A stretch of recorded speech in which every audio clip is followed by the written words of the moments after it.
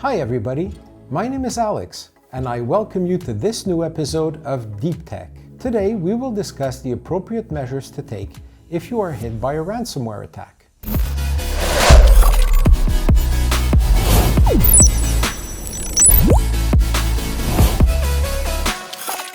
To demonstrate this, I thought of nothing better than by telling you a story emanating from my own past. A few years ago, I was working as a senior system architect in one of the biggest security firms in the world. Our clients included the NSA, CIA, FBI, and most of the law enforcement agencies in the US and Canada. On yet another Monday morning, as I entered my office, an employee walked up to me to inform me that he was seeing weird files in the file server.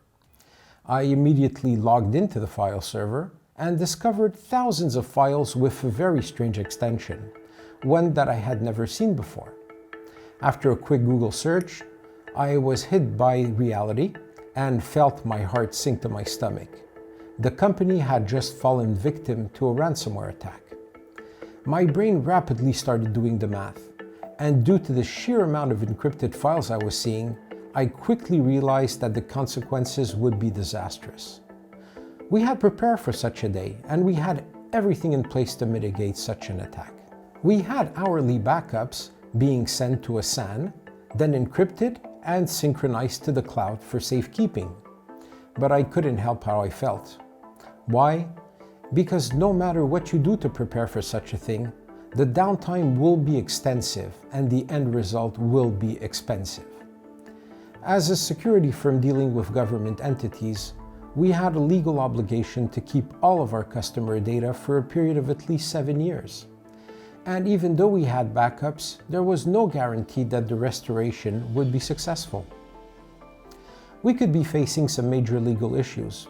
After all, the safekeeping of the files depend on us, and shifting the blame to cyber criminals just won't cut it.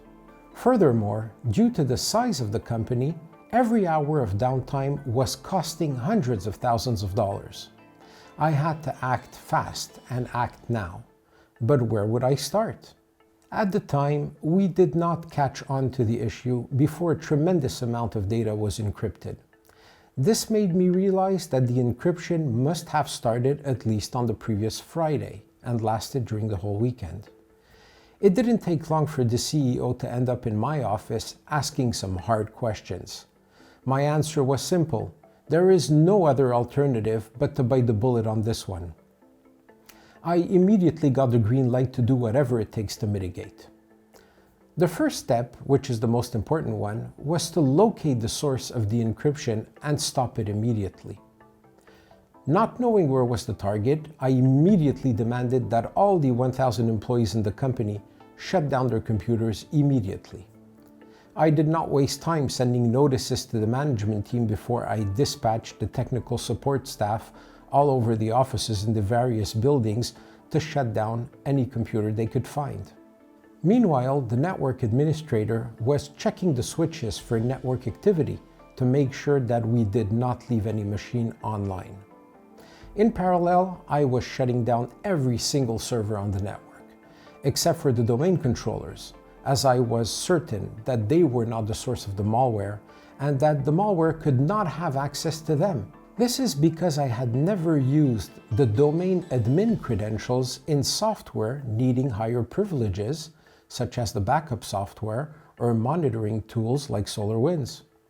The next step was to turn this file server back on. I started by monitoring the hard disk space to see if the encryption was still occurring. I figured that if it was the case, the amount of space used on the server would change. It did not. This meant that the contamination was not on the file server itself. Some README and instruction files also had been generated, but I did not open them yet. I knew that opening these files might trigger a countdown with irreversible consequences, such as encrypted files being permanently locked. That would have only been adding insult to injury. Next, I selected one of the files encrypted by the ransomware and I looked at its properties. Looking at the author of the files, It gave me the name of the PC from where the infection originated. Since we had a proper naming protocol for all the computers, we were easily able to locate the office where it was situated and the employee using it. I disconnected the computer from the network, turned it on, and logged into the user's account. Knowing that the majority of ransomware comes from phishing attacks, I inspected his emails first, starting with the ones received on the previous Friday. I found a very interesting email claiming that he had won a free trip and that all he had to do to claim his prize was to open the attached file. The attachment was an XML file. As I inspected its source code, I realized that once opened, it would connect to several other servers over the internet and download a whole bunch of files, turning this computer into a potent ransomware encryption device. This was devious because none of the antivirus software or firewalls we had in place could have detected this threat, because the file was not an executable or a command. All it took was one infected PC, and we ended up with terabytes of encrypted data over a 48-hour period. Having disabled the source of the encryption, we were able to turn on the servers once again and authorize the rest of the company to turn their computers back on and get back to work. Then we started the lengthy process of restoring all the files to the file server from the cloud backup. This took several days to complete and delayed the work of some employees, thus costing the company more money. There was also a gap that we could not cover, and some data was lost permanently. We had done everything by the book, and in the end, the damage was limited. But why did this happen in the first place? Because we omitted one important step. We did not have an employee awareness program and did not train them to spot these dangers. This story is a compelling tale on how neglecting one simple step in your cybersecurity response program can have a disastrous consequence. Ransomware is proving to be the single biggest destructive force in businesses and their data, surpassing even hard drive failures as the leading cause of data loss. Encrypted files are becoming more difficult to decrypt due to sophisticated RSA encryption keys coupled with increasing key sizes, and ransomware is becoming more accessible, with kits being sold on the dark web for as little as $10. Furthermore, cryptocurrency has given criminals a way to get untraceable and irreversible payments. So let's go over the steps to defend yourself from ransomware. First, isolate any infected computers and get them off the network to prevent malware from spreading further. Second, assess the damage by determining the origins of the infected file. Now that you've successfully stopped the malware from spreading any further, you must turn to your backup strategy. Hopefully, your backups were set up correctly and the ransomware did not affect your backup sets.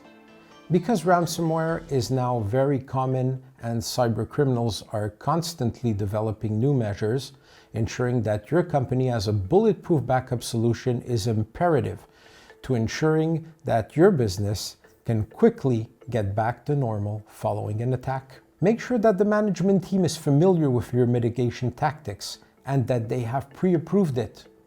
To limit the risk of any of this ever happening to your company, remember to create a security awareness and employee training program.